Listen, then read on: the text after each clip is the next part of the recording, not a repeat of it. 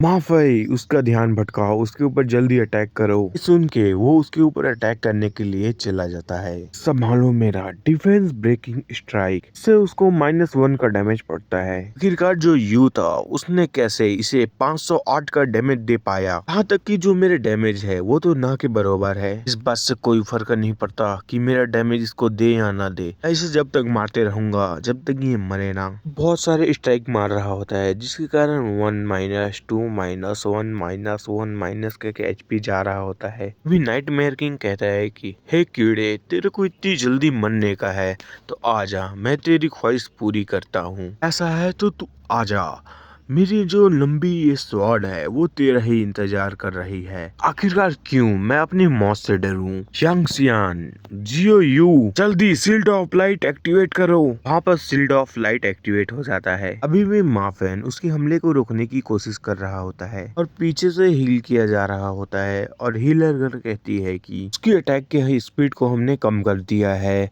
और ये बहुत मुश्किल से ही उसे रोक पा रहा है। माफे कहने लगता है कि मैं इसे ज्यादा टाइम तक संभाल नहीं सकता वरना मैं मर जाऊंगा।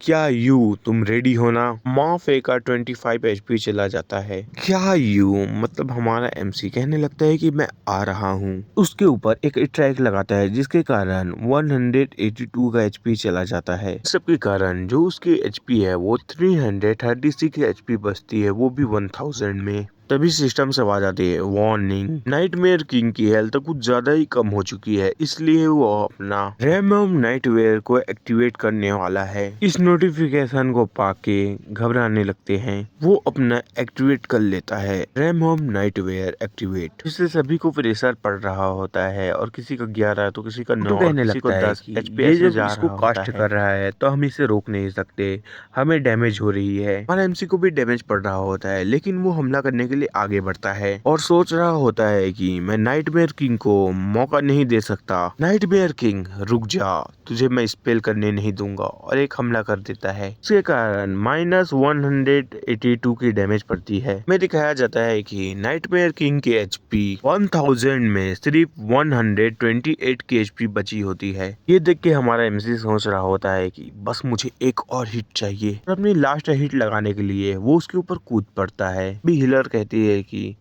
बाई किंग फैंग संभल के, मेरे पास और माना नहीं बचा है, मैं तुम्हें हील नहीं कर पाऊंगी। तो ये सब सुन के वो मारने के लिए तैयार होता है और कहता है कि ऐसा है तो मैं करता हूँ। नाइटमेयर किंग को एक हिट मारता है जिसके कारण उसकी 128 एचपी चली जाती है। उसे हिट मार के वो वहाँ से जल्दी निकल जाता है। इस टाइम से नोटिफिकेशन आती है कि बधाई हो प्लेयर यू, आपने पहली बार नाइटमेयर विलेज के नाइटमेयर किंग को मारा है। 30 स्टेट पॉइंट मिलते हैं। डिटेक्ट कर लिया गया है कि प्लेयर ने इन्हें फिजिकल अटैक से मारा है। फिर हमारे यू का लेवल अप हो रहा होता है। सिस्टम वेलकम करता है कि प्लेयर यू बधाई हो, आपने लेवल अप कर लिया है। 30 एक्सपीरियंस है, 70 एक्सपीरियंस में आपका अगला लेवल होगा और आपको 10 और पॉइंट दिया जाता है। जो हिडन मिशन था नाइटमेयर किंग को मारना वो पूरा हुआ। सिस्टम आप लोगों को रिवॉर्ड देता है आपके काम के हिसाब से। अभी वर्तमान में प्लेयरों की लेवल और एक्सपीरियंस को जांच रहे हैं। आखिरकार हम लोगों ने ये कर दिखाया, मिशन कंप्लीट हो चुका है।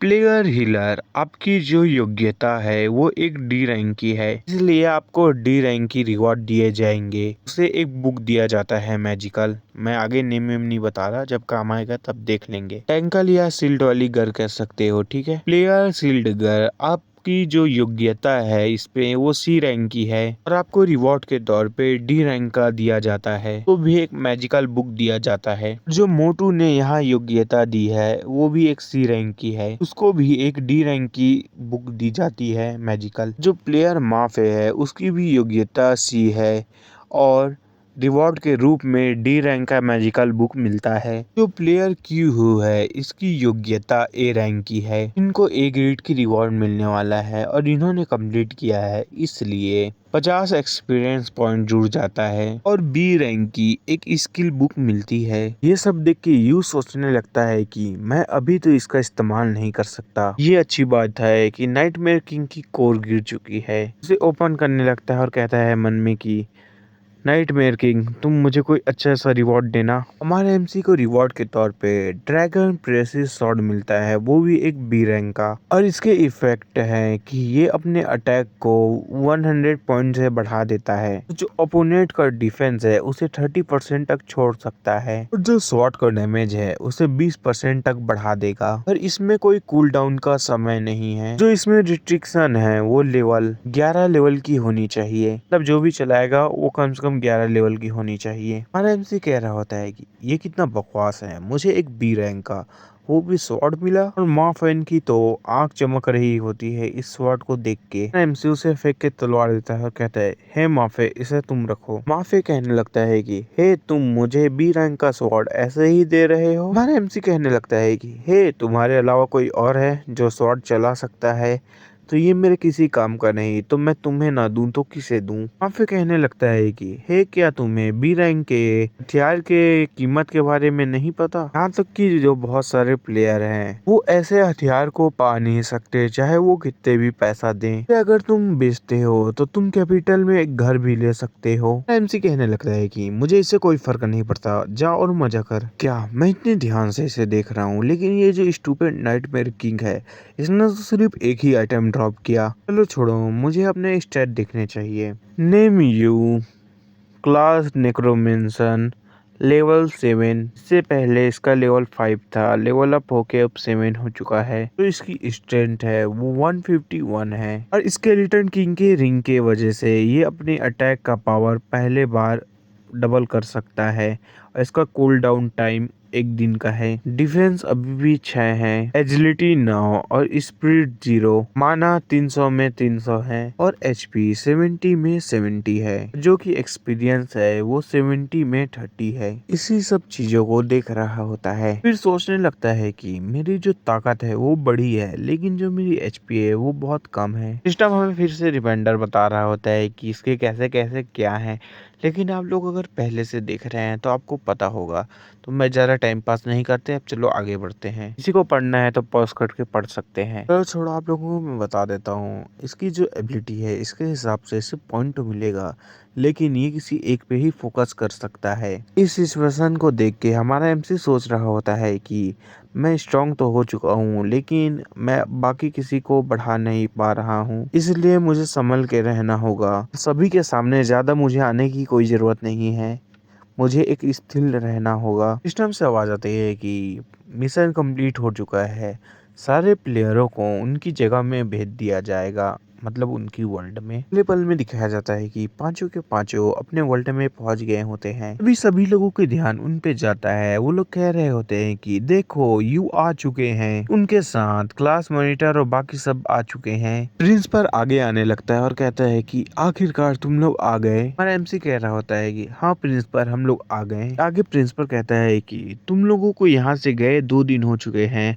हमें लग रहा था कि तुम लोग वापस नहीं आ पाओगे। आखिरकार वहाँ क्या हुआ? तुम लोग किसी हिडन वर्ल्ड में गिर गए होगे। तुम लोग तो बहुत लकी हो। जितने भी एकेडमी वाले हैं वो तुम लोगों को अपने पास लाने के लिए लड़ रहे हैं। ये सब देख के एक लड़की कहने लगती है कि वाओ, ये कितना अमेजिंग बात नहीं है। सारे एकेडमी वाले हमारी ये पांचों टॉप जीनियस को चाहते हैं। लड़का कहने लगता है कि ये तो बहुत अमेजिंग बात है, लेकिन आखिरकार मैं क्लास मॉनिटर और यू की तरह कैसे बन पाऊंगा? माँ फिर सोचने लगता है, क्या यू, तुम इंतजार करो, जब अगली बार हम लोग किसी वर्ल्ड में जाएंगे तब मैं तुम्हें तुम्हारे इस एक्शन पे तुम्हें रिग्रेट करवाऊंगा कि तुमने मुझे ड्रैगन पीएससी स्वॉर्ड दे दिया। ये तो बहुत अच्छा ओपी आइटम है।